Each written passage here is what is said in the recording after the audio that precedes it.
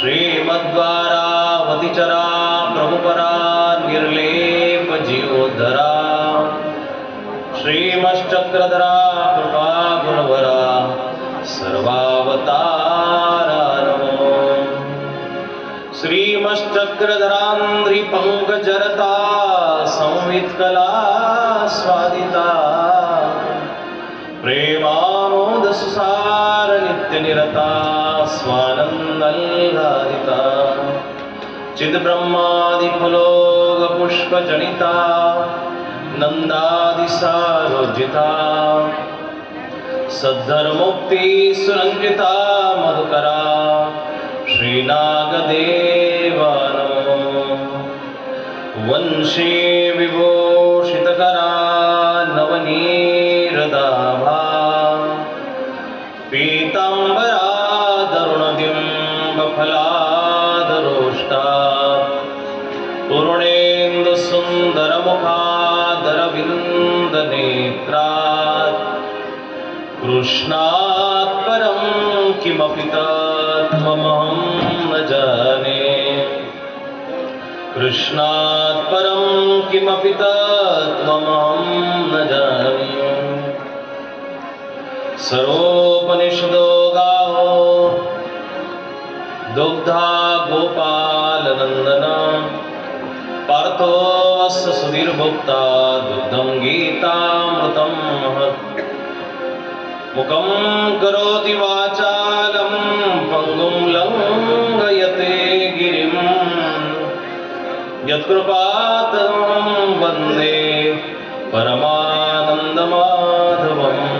एकं शास्त्रं देवकी पुत्रगीत मेको देवो देवकी पुत्रयो एको मन्त्रस्तस्य नामानि यानि कर्मापेकं तस्य देवस्य सेवा।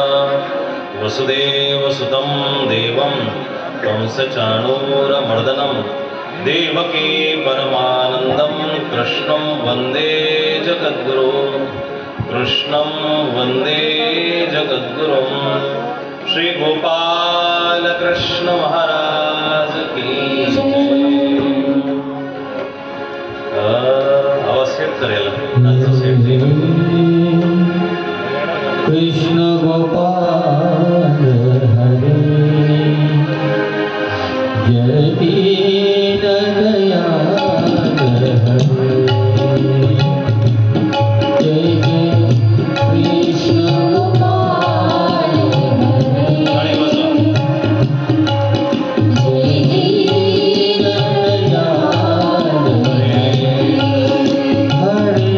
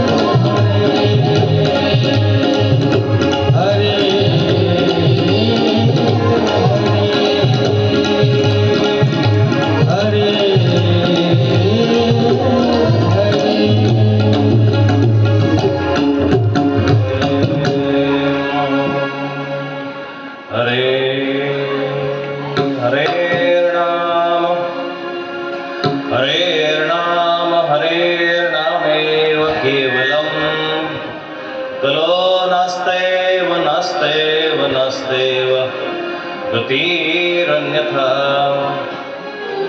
हो एकदा सेटिंग करा तुमच्याशिवाय होणार नाही. हरेर्नाम हरेर्नाम हरेर्नामेव केवलम कलो नास्तेव नास्तेव नास्तेव गतिरन्यथा. याला व्यवस्थित नाही ठेवा माग कर त्याला आणि खाली पड खाली पड. याचा आवाज दे ना थोडा याचा आवाज दे. हा ठीक आहे ठीक ठीक ठीक ओके. उपस्थित सज्जनो आजच्या या इको कवी श्रीमद भगवद्गीता ज्ञानयज्ञ 16 श्रीमद महावाक्य निर्वचन ज्ञानयज्ञ 16 निरूपण 16 आणि त्याच्या अंतर्गत असलेला हा कृष्णकथा श्रीमद भगवद्गीतेतील कृष्ण कर याला कर व्यवस्थित खाली पाड. हा असं कर घे मागा आता माग घे बास वाढवा ट्रेबल थोडंसं जास्त त्यांचे नॉर्मल ऐकू द्या आता. ठीक आहे देवपूजावाली मंडळी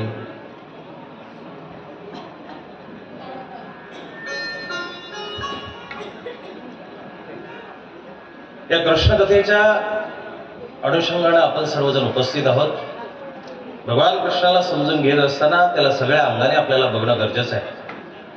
11व्या अध्यायामध्ये भगवंताने विश्वरूप जेव्हा अर्जुनाला दाखवलं त्यावेळेस अर्जुन त्याला सगद्गदम भीत भीत प्रणम्य भीत भीत त्याला प्रणाम करतो, नमस्कार करतो, दंडवत करतो आणि दंडवत करून त्याला चहूबाजूनी बघतो तेव्हा कृष्ण समजतो.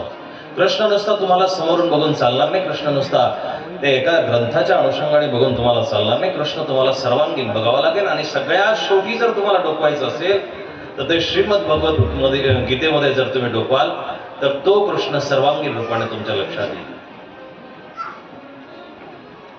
इतर ठिकाणून तुम्हाला कृष्ण मिळेल तो कृष्ण कदाचित लीळांनी भरलेला असेल, लीळांनी वेष्टित असेल, लीळांनी संपूर्ण असेल.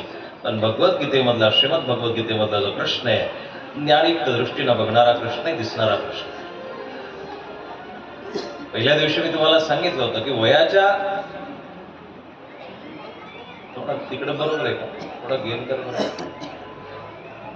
गेन कर. वयाच्या 60व्या वर्षी 70व्या वर्षी बरोबर 80व्या वर्षी आपण ज्यावेळेस एखाद्या नवीन युगामध्ये आलेली टेक्नॉलॉजी अवलंब करतो तिला स्वीकारतो आणि तिला स्वीकारून तिला शिकण्याचा प्रयत्न करतो. परंतु धर्माचं जिथं ज्ञान असेल, धर्म जिथं सांगत असतील तिथं आपण थोडस पाठीमागे येतो आणि पाठीमागे येऊन आपण म्हणतो की बाबा अवघड आहे हो, गीता शिकायची, ब्रह्मविद्या शिकायची, देवदेव करायचं थोडंसं अवघड आहे. आम्ही 2 हात जोडतो, तिसरा मस्तक झुकवतो. तर आहे आमचा भोळाभाव आपल्या प्रपंचामध्ये चालत नाही. ज्यावेळेस बंगला बांधायला काढाल, ज्यावेळेस घर बांधायला काढाल त्यावेळेस सुंदर घर झालं पाहिजे, सुंदर बंगला झाला पाहिजे, सुंदर वास्तू झाली पाहिजे. एखादा रेडीमेड फ्लॅट घेत असताना वेल फर्निशिंग असला पाहिजे, वेल तो सेटल असला पाहिजे. वरच्याही टॉप मधल्या माळ्याला नको, खालच्या माळ्यावरती नको. आता हे अभ्यास करतात माणसं, सगळा व्यवस्थित अभ्यास करतात आणि सगळा अभ्यास केल्यानंतर त्यांच्या लक्षात येतं की नाही आपल्याला जाण्याच्या दृष्टीनं पण पाहिजे. जास्त 11व्या माळ्यावरती घेतला तर एखाद्या दिवशी लिफ्टला लाईट नसली तर वरती चढताना नाकेनऊ येतील म्हणून 3ऱ्या 4थ्या माळ्यावरती कराय. फ्लोअरला जर घेतला, ग्राउंड फ्लोअरला जर घेतला तर मच्छरांचा, माशांचा, उंदरांचा उपद्रव असतो म्हणून तिथेही घेत नाही. बरोबर मध्यभागी घेतात. हे फ्लॅट घेणाऱ्यांचं उदाहरण आहे.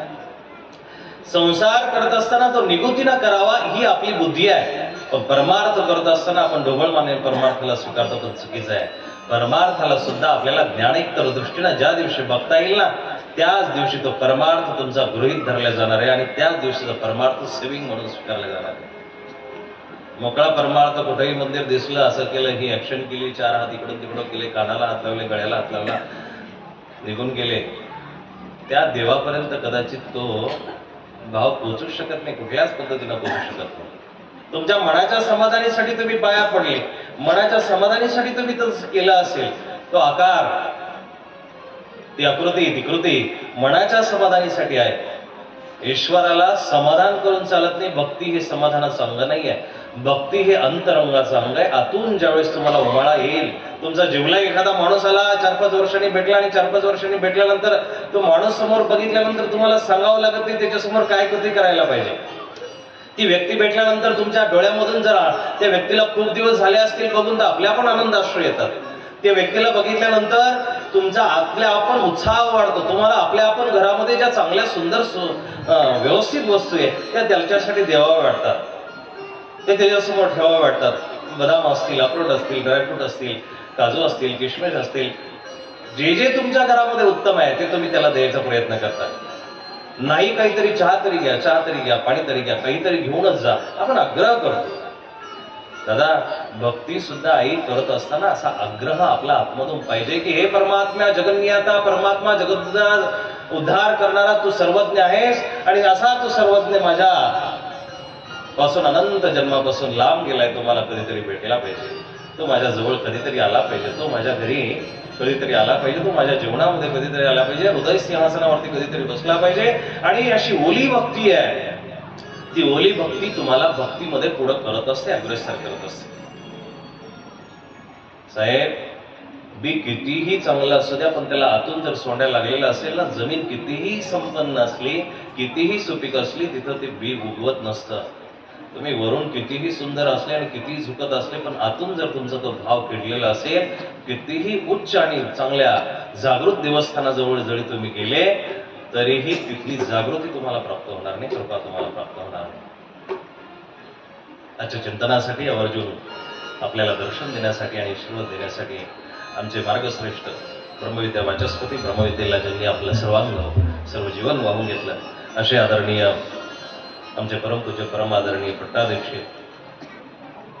मार्गरूढ असलेले अस्थिपरीच्या वचनानुसार चालत असलेले आदरणीय दादाजी या ठिकाणी उपस्थित आहेत. त्यांना सर्वप्रथम दंडवत करतो. आमचे स्नेही परमपूज्य परमादरणीय पट्टाधिष्ठित नूतन महंत आदरणीय पूजनीय वृद्धपूर निवासी बाबाजी या ठिकाणी उपस्थित आहेत. त्यांनाही मी आदराने दंडवत प्रणाम करतो. कथेला प्रारंभ करत असताना गाव प्रतिनिधी आणि आजचं ज्यांच्या हस्ते पूजन झालं असे आदरणीय आमचे ज्येष्ठ वासनिक आदरणीय दत्ताजी नानाजी या ठिकाणी उपस्थित आहेत. परमपूज्य परम आदरणीय या संपूर्ण कार्यक्रमाचे संयोजक आदरणीय मराठी बाबाजी या ठिकाणी उपस्थित आहेत. या संपूर्ण कार्यक्रमाचं ज्यांनी तनमन धनाने आपलं सर्वांग वाहून घेतलेलं आहे असा आदरणीय असे वासनिक प्रकाश शेट्टी घुगे आणि त्यांचा संपूर्ण परिवारही या ठिकाणी उपस्थित आहे. त्यांनाही दंडवत प्रणाम करतो. आणि आमच्या तपस्विनी माऊल्या दररोज या कार्यक्रमामध्ये आदराने उपस्थिती देतात, आवडीनं उपस्थिती देतात. त्यांना सगळ्यांनाही दंडवत प्रणाम करतो. या कार्यक्रमामध्ये आणखीही आपल्या नवीन नवीन श्रोत्यांची आणि अशा आदरणीय व्यक्तींची भर पडत चालली आहे. त्याच्यामध्ये आमचे स्नेही आदरणीय सचिन दादाजी, आदरणीय राजकुमार दादाजी, आदरणीय सर्व आलेले दादा, अमरीहून आलेले दादा आणि तुम्ही सगळे ज्येष्ठ श्रेष्ठ वासनिक वर्ग, नामधारक वर्ग, संत महात्मे, भिक्षुक, तपस्विनी, आया, माय मावल्या सगळ्या ज्या उपस्थित आहेत त्या सगळ्यांना दंडवत प्रणाम करतो. दंडवत प्रणाम. आवाज नाही आला. दंडवत प्रणाम. या आपल्या कार्यक्रमासाठी ज्यांनी खरंच पराकाष्ठा घेतली आणि मी बघतोय आपल्या जेव्हापासून ही कथा सुरू झाली तेव्हापासून उपस्थित असलेले वेद न्यूज आणि दिशा न्यूज या दोन्ही चॅनलचे संयोजक, संस्थापक आदरणीय जेजुरकर आणि उजाळदादा इथे या ठिकाणी उपस्थित आहेत. मला उत्तम रीतीनं ज्यांनी खूप सुंदर अशी साथ देत आहे योगेश दादाजी, त्यांचे साथी या ठिकाणी उपस्थित आहे. माईकवाले दादा, आदरणीय सगळे लाऊडस्पीकरवाले आणि सर्वच ज्ञात अज्ञात परिवार. काय होत असतं, ज्यावेळेस गोवर्धन भगवान गोपालकृष्णांनी उचलला त्यावेळेस त्यांनी एक काठी आपली करंगोळी लावली आणि करंगोळी लावल्यानंतर सगळे गोप गोपी खाली उभे आहेत, सगळे गोपाळ खाली उभे आहेत आणि त्या कृष्णाच्या लीळेकडे बघतायत. पण कृष्ण त्या सगळ्यांना सामावून घेणारा होता म्हणून कृष्ण त्यांच्या समोर बोलता झाला आणि कृष्ण म्हटले की तुम्ही माझे सगळे सवंगडी आहात, तुम्ही सगळे माझे पारिवारिक आहात, परिवारातले आहात आणि तुम्ही असे उभे आहात, मला योग्य वाटत नाही. मग मी कन्हैया आम्ही काय करायचं नेमकं सांग तरी. कन्हैया म्हटला, बाबांनो तुम्ही सगळ्या गाया राखण्याच्या काठ्या आणल्यात ना? हो आणल्यात. एक काम करा, गोवर्धन मी पेललाय, माझ्या हातावरती आहेच, काही हरकत नाही, फक्त तुम्ही काठ्या सोबत लावा म्हणजे मला असं दिसेल, असं वाटेल की तुम्ही सगळे माझ्या सोबत आहात. या तुम्ही सगळ्या काठ्यारोपणी तुम्ही इथं प्रकाश शेटला आणि त्यांच्या परिवाराला साथ देण्यासाठी उपस्थित असलेली सगळी मंडळी, तुम्ही सगळे अभिनंदनाचे पात्र आहात. मनातून भाव असावा लागतो, उगाच कोणाशी तोंडासमोर स्तुती करू नये. जो करतो त्याच्यामधला जर भाव असेल तरच एवढं मोठं आयोजन होत असतं. या सगळ्या आयोजनाला बल देण्यासाठी त्यांची खऱ्या अर्थानं एक परमप्रीती आणि समर्पणाची जर बुद्धी असेल तरच हा कार्यक्रम पार पडत असतो. काल बोलता बोलता शेठजींची बोलणं होत होतं आणि शेठ बोलता बोलता बोलत होते. लोकांना सांगता सांगता त्यांनी एक वाक्य वापरलं, बाबा मी करून घेणारा कोणीच नाहीये, माझा साधनदाता माझा देव हे सगळं करून घेत आहे.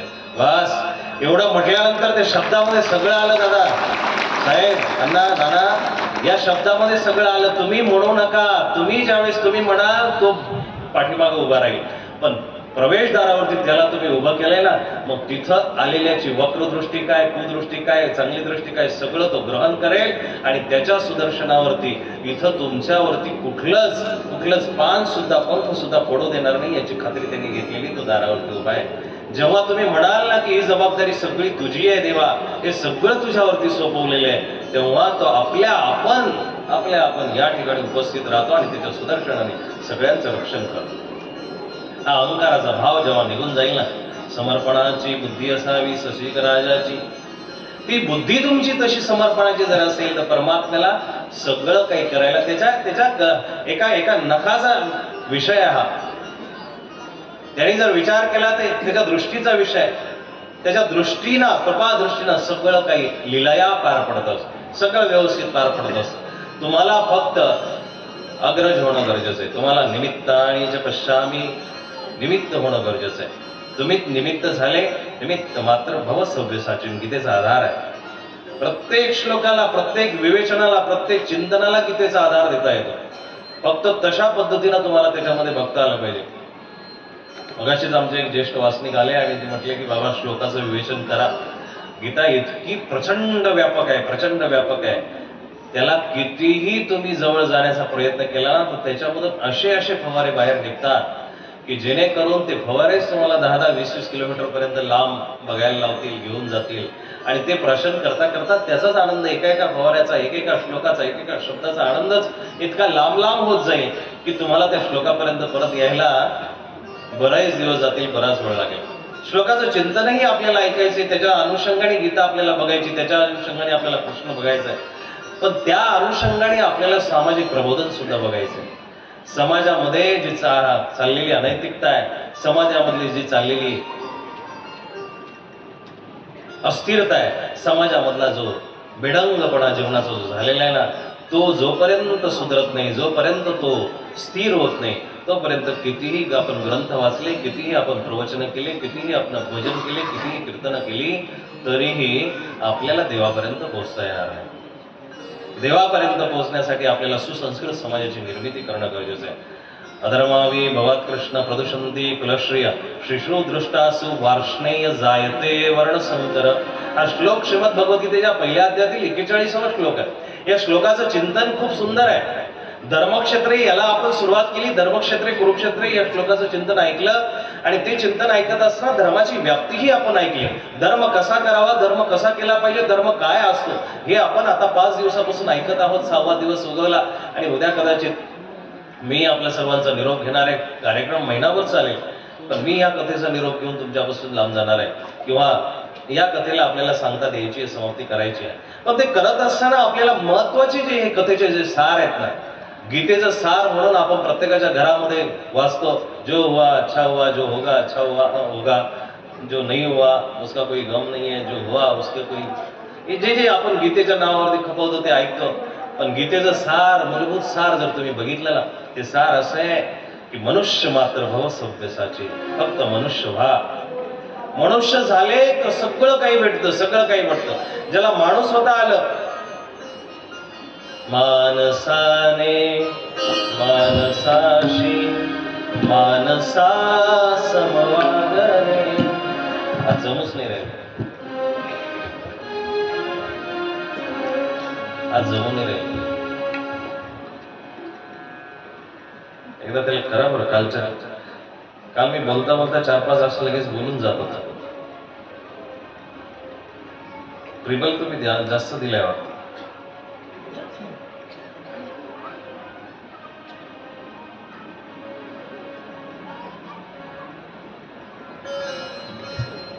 मानसाने मन हीच आमची प्रार्थना हेच आमचे मागणे मानसाने मानसाशी मानसा समवागणे. ज्यावेळेस गायन त्यावेळेस द्यायचं. मनुष्य होणं गरजेचं आहे. मनुष्य जेव्हा तुम्ही व्हाल ना तेव्हा परमात्मा तुम्हाला आपल्या पण साथ दिल्याशिवाय राहणार नाही. आपापल्या धर्माचा अभिमान असणं, आपला धर्म समजणं गरजेचं आहे. आणि जेव्हा आपला धर्म समजला नाही की तेव्हा अधर्म होणार आहे. या श्लोकाचा अर्थ असा आहे. हा श्लोकही आज थोडासा सोडवण्याचा प्रयत्न करतो. अधर्माभी भवात कृष्ण प्रदूषंती कुलस्त्रिय. देवा अधर्म वाढला, थोडस अधर्म वाढला. सगळ्यात पहिल्यांदा काय होईल म्हणतात, जेव्हा जेव्हा अधर्म वाढेल तेव्हा काय होईल, प्रदूषंती कुलस्त्रिय, कुळातल्या स्त्रिया खराब होऊन जातील. काल मी तुम्हाला विवेचन सांगत होतो, त्या विवेचनाला या श्लोकाची भर होती. तुमच्या लक्षात आलं नसेल, परंतु त्याच्याकरता गीता पाठ करावी लागेल. गीता गीता गीता वाचे जे म्हणती नाही पुनरावृत्ती तया नरा नित्य नेम वाचे वदता अक्षर. नुसतं एक अक्षर एक श्लोक जरी तुम्ही शिकले ना भरपूर झालं. ज्याला एक श्लोक जमतोय त्याने एक श्लोक वाचा, ज्याला एक अध्याय जमतोय त्याने एक अध्याय वाचा, ज्याला संपूर्ण पारायण जमतंय त्यांनी संपूर्ण पारायण करा. आणि ज्याला याच्यातून काहीही जमत नसेल त्यांनी फक्त गीता ग्रंथ समोर जो आहे ना त्याला 2 हात जोडा आणि श्रीकृष्णाय नमो नमः एवढं म्हणा. अनेक पापार्जित फलम नाशम. सगळ्या पापांचं जे फळ तुम्हाला भेटणार आहे ते सुद्धा त्याच्यातून नाश होणार आहे. आणि ते दर्शन तुम्हाला प्राप्त व्हावं म्हणून डॉक्टर भूषण दादांनी आणि बाकीच्या परिवाराने तो प्रयत्न केलाय. उद्या सगळ्यांना गीतेची सुंदर अशी धर्मसंहिता, गीतेचा ग्रंथ तुम्हाला देणार आहे. जे उपदेशी मंडळी आणि इतरही मंडळी आहे, पण एवढं त्याचं भान ठेवा आणि एवढं त्याचं लक्ष जरूर ठेवा. आजपासून तुमच्या घरामध्ये जर गीता ग्रंथ गेला, बरं का दादा, जर गीता ग्रंथ उद्या तुम्ही नेला ना तर कमीत कमी 2-3 मुद्दे लक्षात घ्या आणि तेवढे तुमच्यामध्ये परिवर्तन आणा. गीता ग्रंथाने तुमच्या घरामध्ये प्रवेश केला की तो आता हळूहळू तुमच्या जीवनामध्ये प्रवेश करता झालाय. मग गीता ग्रंथ तुमच्या जीवनात प्रवेश करतोय, घरात प्रवेश करतोय, तर प्रथमतः घरामधून चुकीचं खानपान हटवा, त्याला दूर करा. त्याला श्लोकाचा सुद्धा आधार आहे. यत्करोषी, जे तुम्ही करता ते चांगलं असलं पाहिजे. यदस्नाशी, जे तुम्ही खाता, आसन म्हणजे भोजन खाणे, ते खाता ते सुद्धा पवित्र असलं पाहिजे. शुद्ध बीजापोटी फळे रसाळ गोमटी. जर बीज शुद्ध असेल त्याला फळ शुद्ध लागणार आहे. बीज बोये बबुल का आम का असे काय. जिथं बाबळी लावल्या त्याला आंबे लागू शकत नाही. जर चांगलंच फळ नसेल, पोटातच चांगलं जात नसेल, काय शुद्ध विचार येणार आहे. 12 वाजता तामस काळामध्ये तुम्ही अपक्व असलेलं, अभोज्य असलेलं भोजन खाल्लं, मांसाहारी भोजन खाल्लं, आणि मग आता विचार करायला लागले आता घरी जाऊ आणि मस्तपैकी आपण भजन करू. होईल का? नाही होणार. त्याच्याकरता सुंदर चांगलं खावं लागेल, घरचं खावं लागेल. आणि शुद्ध शाकाहारी जेव्हा तुम्ही भोजन कराल, मानव संप्रदायाने हे खूप छोटे छोटे संदेश समाजाला दिलेले, खूप छोटे छोटे संदेश आहे. बस फक्त अहिंसा करू नका. अहिंसेमध्ये छोटी अहिंसा इथून सुरू झाली, पाप करू नका इथून अहिंसा सुरू झाली की कुणाचं मन दुखू नका, वर्मस्पर्शी नरक सांगितलं. कुणाचं मन दुखू नका, कुणाचं अंतकरण दुखू नका. आणि मग पुढं मुंगीला सुद्धा वैधव्य आणू नका, मुंगीला सुद्धा मारू नका, मुंगी सुद्धा मारण्याचा अधिकार नाही. किती छोटा संदेश आहे. आणि मग जेव्हा तुम्ही मारणार त्याच्यातून काय निष्पत्ती होणार आहे हे बघा. एखाद्या प्राण्याला मारलं नाही, एखाद्यावरती अहिंसा अत्याचार केला नाही, एखाद्याला आपण त्रास दिला नाही, तर त्यातून काय तयार होईल? तुमचं मन कोमळ तयार होईल, तुमचं मन सात्विक तयार होईल, तुमचं मन शांत तयार होईल, तुमचं मन प्रफुल्लित तयार होईल. मग झाडाचं पान सुद्धा तोडताना 1000 वेळा माणसाच्या मनामध्ये विचार येईल की नको बाबा, परमात्म्याने निर्माण केलेल्या एवढ्या सुंदर सृष्टीला मी जर खंडित करत असेल, मी पापाचा अधिकारी होईल. आणि ज्या माणसाला पान तोडताना सुद्धा व्याकुळता भावना जर दाटत असेल, तो समोरच्याच्या मनाचा 1000 वेळा विचार करेल, 1000 वेळा विचार करेल की याचं मन आपण तोडायला नको, मन याचं वाईट करायला नको, याला मनातून आपण वाईट म्हणायला नको. बुरा जो देखन में चला बुरा न मिलिया कोई, मैंने मुझ में देख लिया सो मुझसे बुरा न कोई. स्वतःमध्ये जेव्हा डोकवाल तेव्हा तुमच्या लक्षात येईल की आपल्यासारखं पापी कुणी नाही, आपल्यासारखं दुराचारी कुणी नाही. अधर्माभि भवात कृष्ण. कृष्णा अर्जुना रडतोय बरं का. आता हे पहिला जो अध्याय आहे ना भगवद्गीतेचा, हा अर्जुनाचं रडगाणं आहे. गीता ही थोडीशी समजून जर घेतली तर तो रडतो कशासाठी हे बघा. त्याने एखाद्या iPhone 16 साठी रडणं गाणं सुरू केलं नाही, त्याने एखाद्या मर्सिडीज BMW ऑडीसाठी फॉर्च्युनरसाठी रडगाणं सुरू केलं नाही, त्याने एखाद्या जमिनीच्या तुकड्यासाठी प्लॉटसाठी पदासाठी प्रतिष्ठेसाठी गाणं सुरू केलं नाही, त्याने एखाद्या स्वहितासाठी रडगाणं सुरू केलेलं नाही. त्याचं रडगाणं असं आहे की कृष्णा अरे गंमत अशी होईल, तू जर असं करायला लागला, अशा चुकीच्या पद्धतीनं युद्ध करायला लागला आणि मला जर युद्ध करायला लावलं तर अधर्माभि भवात कृष्ण, अधर्म वाढेल आणि प्रदूषंती कुलस्त्रिय, या कुळातल्या स्त्रिया दूषित होतील. कुळातल्या स्त्रिया दूषित होतील आणि स्त्रिया बिघडल्या की सगळं काही बिघडलं. आयांनो, तुम्ही ह्या समाजाच्या निर्मिती करणाऱ्या मातृसृजका, मातृसंपन्ना, मातृशक्ती आहात, मातृशक्ती आहात. म्हणून सुरुवातीला जे पंचम देवोभव त्याच्यामध्ये जे सांगितले ना वेदांनी, प्रथमतः मातृदेवोभव, दुसऱ्यांदा पितृदेवोभव, तिसऱ्यांदा आचार्य देवोभव. आचार्याला तिसऱ्यांदा मान आहे, पण पहिल्यांदा मातृदेवोभव, मातेला मान आहे. माता ही मोठी आहे, माता ही सुसंस्कारी आहे, माता ही सृजनशील आहे. या समाजाला निर्माण करत असताना तुमच्या हातामध्ये भरपूर काही आहे. तुम्ही स्वयंपाक करताना त्यावेळेस सुंदर पद्धतीनं स्वयंपाक करा, आनंदित राहून स्वयंपाक करा, प्रसन्न राहून स्वयंपाक करा आणि आपल्याला पहिल्यांदा आपल्या परमात्म्याला तो प्रसाद द्यायचा आहे ही भावना ठेवून नैवेद्य तयार करा, भोजन तयार करा. त्या भोजनामध्ये सात्विकता येणार नाही का? येईलच ना. पण किचकिच करून, रडगाणं करून, शिव्या गाळ करून, भांडण करून, आदळापट करून जर स्वयंपाक केला, तो स्वयंपाक देवाला काय तुमच्या माणसांना सुद्धा गोड वाटणार. श्लोक सांगतोय यत्करोषी यदस्नाशी यज्जुहोसी, तीन तुमच्या कृती. या कृती आज जर तुम्ही ऐकल्या तर उद्या आपल्याला गीतेच्या शेवटाला बरोबर जाता येईल. यत्करोषी म्हणजे जे तुम्ही करता, मग तुमचं उठणं, बसणं, खाणं, पिणं, झोपणं, रडणं, गाणं, सगळं काही जे असेल ना ते सुद्धा तुम्ही कृष्णार्पण करू शकता. काही हरकत नाहीये. कृष्णार्पण करायला खूप खूप काही द्रव्य लागतात. देवाने खूप सोप्या परिभाषा सांगितल्यात, खूप सोप्या परिभाषा सांगितल्या. त्या परिभाषा जर तुमच्या लक्षात आल्या ना तर तुम्ही सर्वोत्तम भक्त बनू शकता. पत्रम पुष्पम फलम तोयम, 4 शब्द सांगितले. 4 शब्दाद्वारे देवाची भक्ती करता येते. पत्र म्हणजे पान, पुष्प म्हणजे फूल, पुष्प एक वाईज, फलम एखादं फळ, आणि ते जर तुमच्याकडे नसेल, पान नाहीये, फूल नाहीये, फळ नाहीये, एक छोटीशी गोष्ट देवाने सांगितली, तोयम, एक ग्लास भर पाणी घ्या आणि त्या भगवंता समोर जा. देवा माझी ऐपत नाहीये, माझं सामर्थ्य नाहीये, हे उदक तू स्वीकार कर, पाणी स्वीकार कर, त्याला कृष्णार्पण म्हणून त्याच पाण्याने संकल्प सोडा. तेच पाणी चरणामृतामध्ये परिवर्तन झाल्याशिवाय राहणार. एवढी ताकद आहे. समर्पण खूप महत्वाचं आहे. समर्पण जर तुमचं नसेल ना तर ते हजारो रुपये तुम्ही अर्पण केले, हजारो पदार्थ अर्पण केले, देव भक्तीचा, भावाचा भक्तीला तो भाव तुम्हाला अर्पण करता आला पाहिजे. वस्तू द्या. ज्याच्याकडे काही नाहीये त्यांनी पत्र काढावं, पान काढावं, फूल काढावं, पण ज्याचे खिशे दाबून भरलेले त्यांनी सुद्धा जर फूल आणि पान जर वाहिलं तर ते दरिद्रीपणाचं लक्षण आहे, ते श्रीमंतीचं लक्षण नाहीये. ज्याच्याकडे नाहीये त्याच्यासाठी सांगितलंय की फल व्हा, फूल व्हा, फळ व्हा, पाणी द्या. पण ज्याच्याकडे आहे तो जर हा श्लोक पुढे करत असेल, म्हणत असेल बाबा देवाला काय गरज आहे, देवाला गरज नाहीये, त्यापेक्षा तुला बिलकुल गरज नाहीये. देवाला तर काही गरज नाही, तो सर्व जगाचा मालक असून त्याला गरज नाहीये, आणि तुला तरी बाबा काय गरज आहे.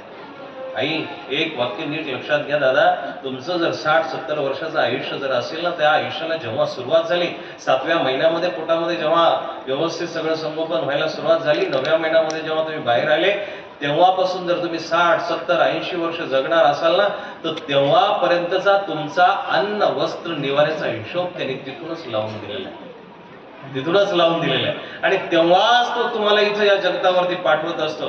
तुम्हाला चिंता करायची गरज नाहीये, चिंता करायची गरज नाही. अनन्यास चिंतयन्तो माम ये जना पर्युपासते तेषां नित्या अभियुक्तानां योगक्षेमं वहाम्यहम्. ही त्याची गॅरंटी आहे. LICच्या बोर्डावरती तुम्ही लिहिलेलं वाचलेलं असेल, योगक्षेम महाम्यम, आम्ही तुमचं योग चालवतो.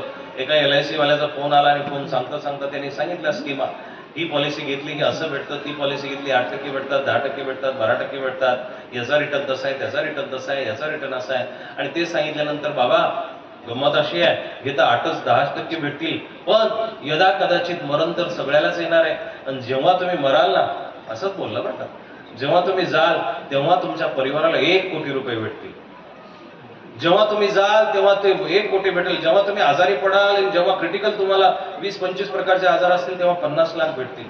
त्यांनी इतकं मरायचं महत्व पटवून दिलं. तेव्हा मला वाटलं अरे आपल्याकडे 2-3 लाख रुपये सुद्धा अकाउंटला नाही. जर आता जर मेलं ना तर कमीत कमी आपण कोट्याधीश होऊन तरी मरू.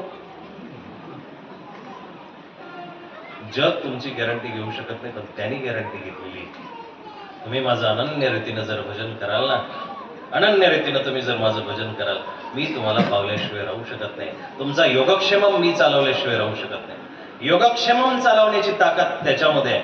जगाच्या पाठीवरती कोणीही कितीही संगोपन करून ठेवलं, कितीही संगोपन करून ठेवलं, तुमच्यासाठी किती प्रॉपर्ट्या कमवून ठेवल्या, किती पैसे पाणी कमवून ठेवले ना, आपण कमवून ठेवलेलं हे समोरच्याच्या हातामध्ये आहे. आपण जेव्हा वार्धक्यामध्ये जाऊ तेव्हा आपल्या समोरच्या अपत्याच्या हातामध्ये आहे की त्यांनी आपल्यावरती लावावं की नाही लावावं, हे त्यांच्या हातामध्ये आहे. मग कबीर आवर्जून सांगतात, काठी हातामध्ये घेऊन सांगतात की पूत सपूत तो काय को धनसंचय. पोरं जर चांगली असतील, लेकरबाळ जर चांगली असतील तर काय को धनसंचय. कशाला कमवून ठेवतात? ती जर चांगलीच आहे तर आपल्या आपण कमवणार आहे बरं का दादा, आपल्या आपण कमवणार आहे. वेगळं काही कमवून ठेवायची गरज नाहीये. चांगल्या पोरांना काय गरज आहे हो? रामाला अंगावरच्या कपड्यांनिशी वनामध्ये काढून दिलं होतं, अंगावरच्या कपड्यांनिशी, पण तरीही पुरुषार्थ जागृत असल्या कारणानं वनामध्ये सुद्धा राज्य तयार केलं. वनामध्ये सुद्धा माणसं नाहीये ना माझ्यासोबत, काही हरकत नाहीये, नसू द्या माणसं. मी माकडांमध्ये, नरांमध्ये, वानरांमध्ये मी नर शोधला. वानरांमध्ये नर शोधण्याची ताकद त्या अवताराने दाखवून दिली. पूत सपूत तो काय कौदन संचय. पोरग जर चांगलं असेल, अपत्य जर चांगली असेल तर काही कौदन संचय, धनसंचय करायची गरज नाही. पण पूत कपूत तो काय धनसंचय. पोरं जर वाईट मार्गी असेल तरीही धनसंचय करू नका. कारण आपल्या 10व्याच्या दिवसाचं ती वाट बघून 10व्याचा जशी बुंदी उठली, जशी जिलेबी उठली, जशी गुलाबजामुन उठले, पहिला मृत्यूचा दाखला घ्यायला जातील, मृत्यूपत्र तयार करतील आणि याची विल्हेवाट कशी लावायची याचे ते आराखडे तयार करतील. पूत कपूत तो काय धनसंचय. जर चांगला नसेल तर तरीही संचय करायची गरज नाही. म्हणून जिवंतपणे जमेल तितकं दान करा. सगळ्यात सोपा मार्ग. कलियुगामध्ये, पहिल्या युगामध्ये तप केलं तर भरपूर काही भेटायचं, दुसऱ्या युगामध्ये पराक्रम महत्वाचा होता, तिसऱ्या युगामध्ये तीर्थक्षेत्र महत्वाचं होतं आणि चौथ्या युगामध्ये म्हणजे कलियुगामध्ये दान महत्वाचं आहे. दान करा स्वहाताने. बघा कर्ण द्वापार युगामध्ये होऊन गेला, तर त्याच्यानंतर कलियुगामध्ये कोणी कर्ण होत नाहीये. व्हायला पाहिजे ना. आपण इथूनच जर घेतलेलं आहे, इथलंच जर आपल्याला प्राप्त झालेलं आहे, तर आपल्याला ह्या समाजाची आपण देणेदारी लागतो. म्हणून आपल्या समाजाला देता पण आलं पाहिजे. देणाऱ्याने देत जावे, घेणाऱ्याने घेत जावे, घेणाऱ्याने देणाऱ्याचे कधीतरी हात घ्यावे. जमल का आपल्याला? हे माणूस म्हणून जमलं पाहिजे, जमलंच पाहिजे. एक दिवस असा तरी शेवटचा दिवस असा जीवनामध्ये उगवला पाहिजे की तुम्हाला भलेही 50 वर्ष माणूस होता आला नाही, भलेही 50 वर्ष तुमच्याकडून हेवे दावे सुटले नाही, भलेही 50 वर्ष तुमच्याकडून काम करत सुटला नाही, पण शेवटच्या समयाला तुम्ही न्यूट्रल होऊन जर जगले ना, तर तुम्ही मनुष्य होऊन ह्या पृथ्वीवरती आले होते. याचे काहीतरी संकेत पाठीमागे राहतील, याचे काहीतरी संकेत पाठीमागे राहतील. ईश्वराने आपल्यावरती जी दया केली ना, ती दया याच्यासाठीच केलेली की तुम्ही माणूस व्हा, माणूस व्हा. अधर्माभी भवात कृष्ण प्रदूषंती कुल स्त्रिया. स्त्रिया बिघडतील. स्त्रिया बिघडतील म्हणजे काय? गीतेचं मर्म. सेन योर भयोर मध्ये रथ उभा आहे, अर्जुनाचा रथ उभा आहे आणि रथामध्ये आता कृष्णाने जेव्हा ती सेना बघितली, ती अर्जुनाने बघितली, कृष्णाने बघितली, अर्जुनाला दाखवली आणि अर्जुन बघतोय सगळे समोर आलेले निमित्त आणि पश्यामी. माझे निमित्त आहेत सगळे, माता धाता पिता सगळे तिथं जवळ आहे, समोर आलेले आहे. आणि मग त्याच्यामध्ये सगळी माणसं त्याची आहे. दृष्टेमम स्वजनम कृष्ण. त्या सगळ्या माणसांना बघून वे पुतुच्छ शरीरे मे रोम हर्षश्च जायते. हे गीतेच्या श्लोकांचं चिंतन आहे. त्याचं शरीर कापायला लागलं, त्याचं शरीर थरथर व्हायला लागलं, त्या शरीरामधून घाम व्हायला लागला, रोम हर्षाचे केस होते, रोम होते, ते रोम सरळ उभे राहिले आणि मग तो रडत रडत अर्जुन देवाला म्हणतो की देवा माझ्याच्याने हे जमणार नाही, मला ही माणसं मारायला सांगू नको.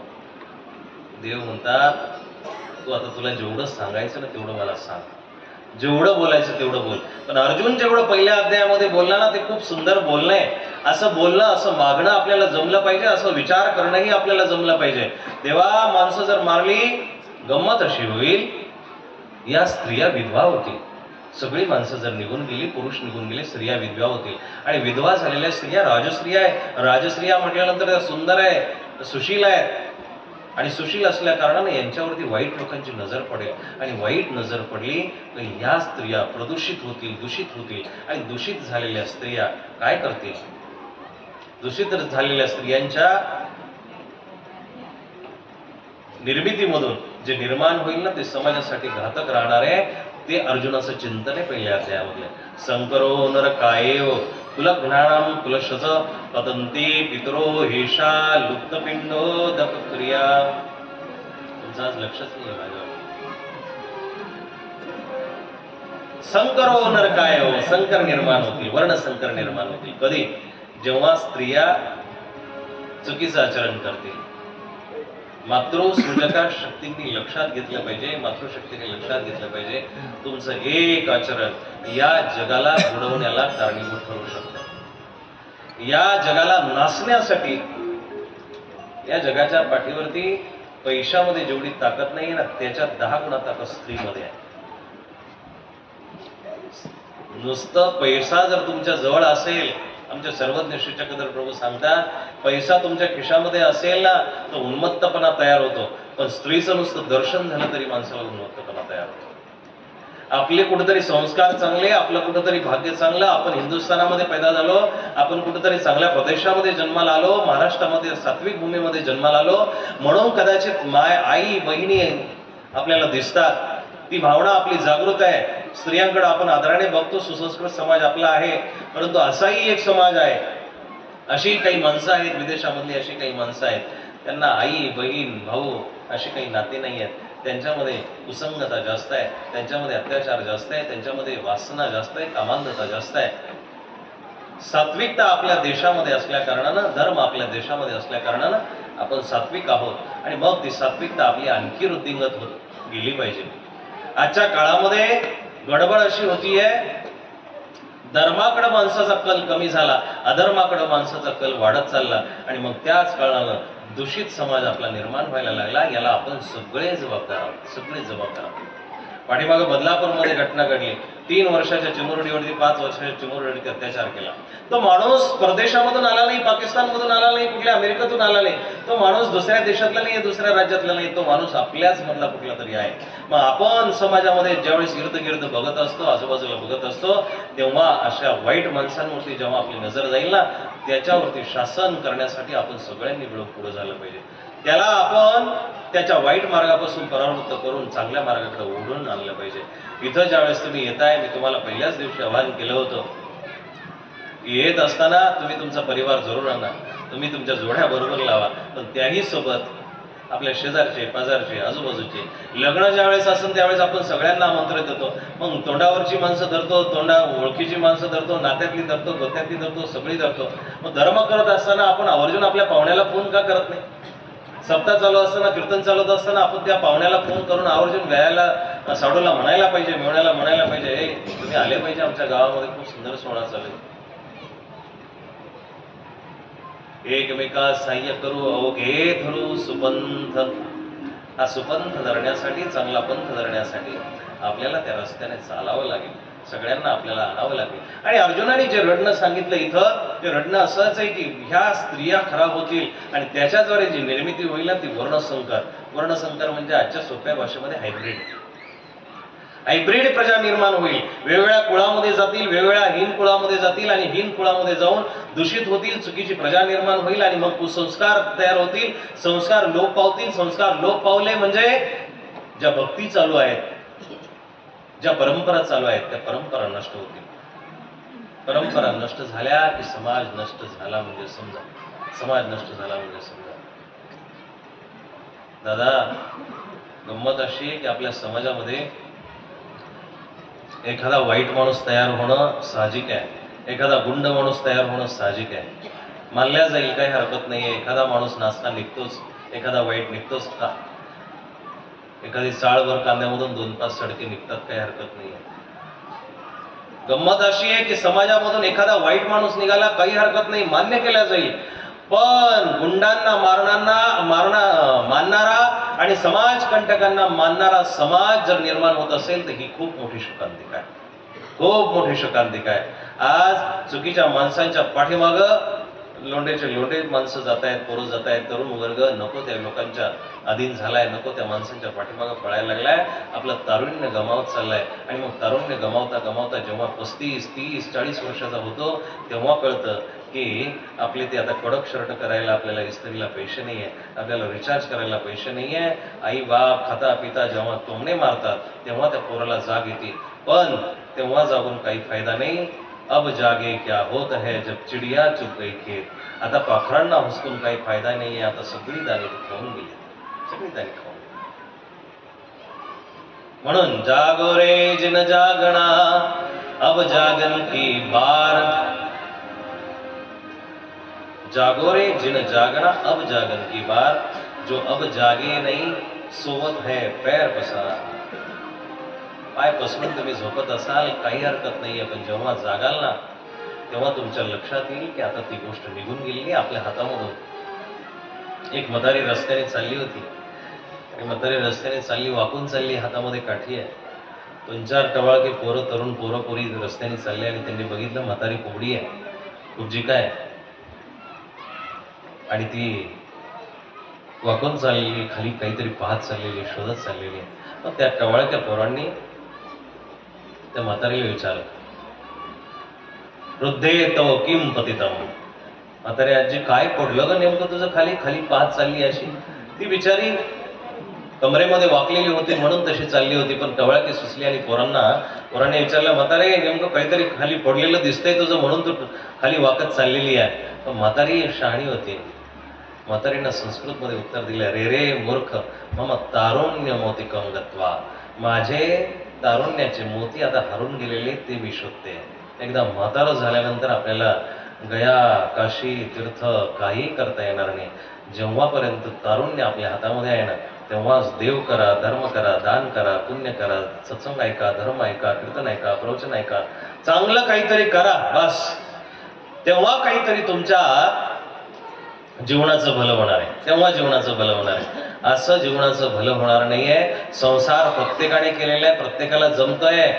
आहार निद्रा भयमैथुनम च सामान्यमेत पशुवीर नराणाम. धर्मो ही एक विशेषो अस्ति धर्मेण हि ना पशुवी समाना.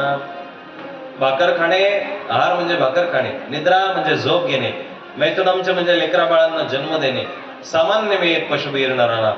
हे सामान्यपणे पशुमध्ये आणि आपल्यामध्ये सगळ्यांमध्ये सारखं आहे.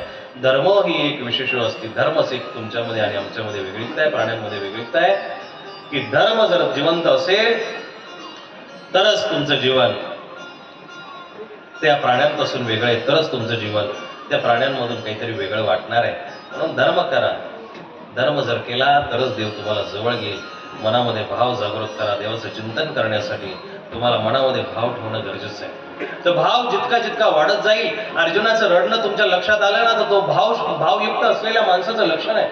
भावयुक्त असलेल्या माणसाच्या मनामधला तो भाव आहे की माझ्या परिवारामधल्या, माझ्या कुळामधल्या स्त्रिया बिघडल्या नाही पाहिजे, पुढं माझं कुळ खराब नाही झालं पाहिजे आणि माझ्या कुळातून चुकीची माणसं निर्माण नाही झाली पाहिजे. म्हणून अर्जुन रडला तिथं. त्या रडण्याला अर्थ आहे. असं कधीतरी रडा की माझा एखादा तुमच्या परिवारातला भाऊ जर खराब झाला असेल, एखादा तुमचा परिवारातला पुतण्या खराब झाला असेल, त्याच्या भल्यासाठी रडा की त्याच्या आईबापाजवळ जा आणि सांगा, त्या भावाला समजून सांगा की अरे तुझा पोरगा बिघडतोय, तुला लक्षात येत नाही का, तुझा पोरगा वयाला चाललाय, तुला लक्षात येत नाही का, त्याला योग्य शासन कर. असं आपल्याला रडता आलं पाहिजे, सांगता आलं पाहिजे. जर तुम्ही हितचिंतक म्हणून जर परिवाराला सांभाळलं ना तर एक आदर्श कुटुंब तुमचं तयार होईल, एक आदर्श परिवार तुमचा तयार होईल. आणि मग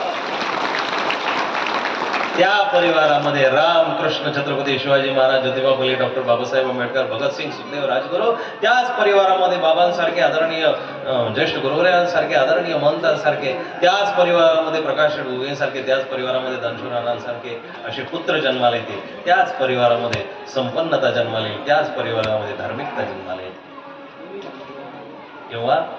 जेव्हा तुम्ही धर्म कराल, जेव्हा तुम्ही संत साहित्य वाचाल, धर्म वाचाल, धर्मग्रंथ वाचाल, भगवद्गीतेचं मर्म सांगत असताना तुम्हाला मी विनंती करू इच्छितो की बाबांनो, गीतेला साक्षी ठेवून बघा.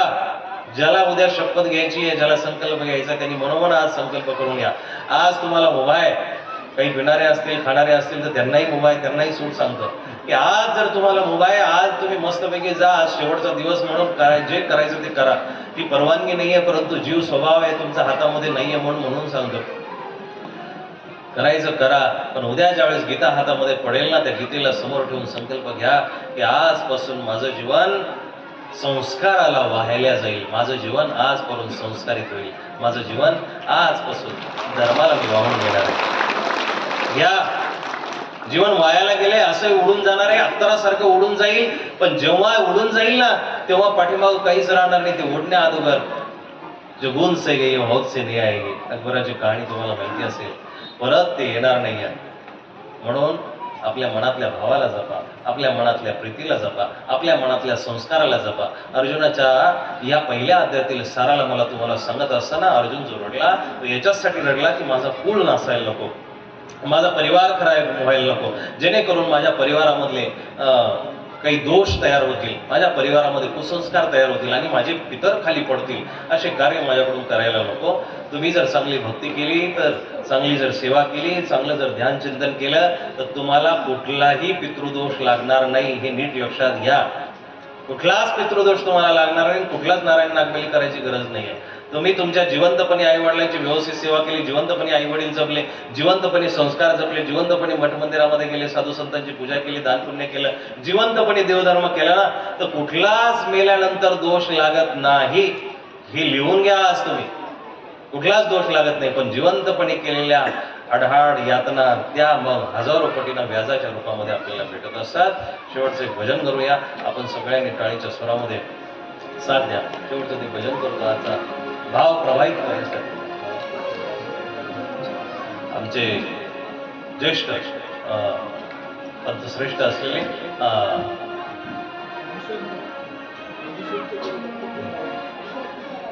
आपले आयोजक आदरणीय संत प्रकाश शेट्टी गुरुवे यांचा चिरंजीव भूषण यांचे गुरुवर्य परमपूज्य परमादरणीय पट्टाधिष्ठित महंत परिमंडलाचार्य आदरणीय श्री मोठे बाबाजी या ठिकाणी आपल्याला सगळ्यांना दर्शन देण्यासाठी येत आहे. त्यांच्या दर्शनाचा आपण सगळ्यांनी तिथूनच आपल्या स्थानावर दंडवत करून लाभ घ्यायचा आहे. आपण एक भजन घेऊया.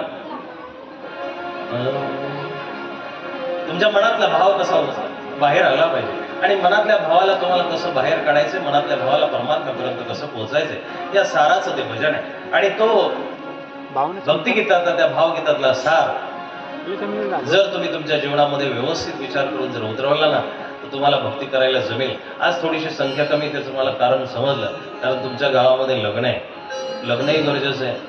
तर लग्न आहे, काही साखरपुडा आहे, काही हळदी आहे, ठीक आहे. उद्या परवा पिवळं होता येईल, परंतु सत्संग एकदा निघून गेला ना, हे पाणी परत काही येणार नाही तुमच्या गावाला. एवढंही नीट लक्षात घ्या. मनी नाही भाव मने देवा मला पाव,